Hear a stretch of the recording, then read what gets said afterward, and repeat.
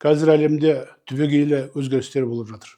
Геосаяси текетірестер күшеюде. Аймақтық соғыстар жиіледі. Көп жылдар қалыптасқан халықаралық стандарттар, халықаралық құндылықтар қайта қаралуда.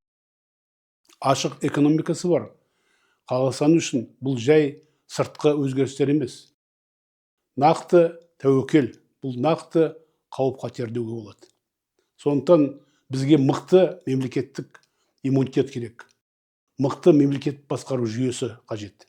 Ал ол үшін заңдарымыз, ең басты ата заңымыз қазіргі заманға сай болу өте маңызды. Конституциялық реформа осы сын қатерлерге стратегиялық жауап.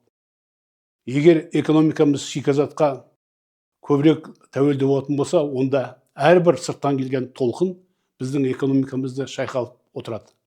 Сондықтан ұсынылып отырған конституция жобасында адами капиталды, ғылымды, инновацияны дамыту алғаш рет мемлекеттік стратегиялық бағыт ретінде қаралып отыр.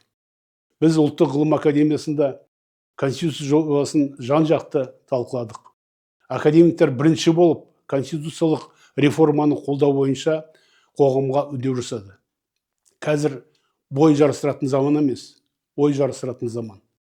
Елде болып жатқан өзгерістерді эмоциямен емес, ақылмен, заманауи көзқараспен қарау қажет. Жаңа конституция бұл Қазақстанның стратегиялық даму бағыты. Сондықтан мен 15 наурызда еліміздің болашағы үшін дауыс беремін.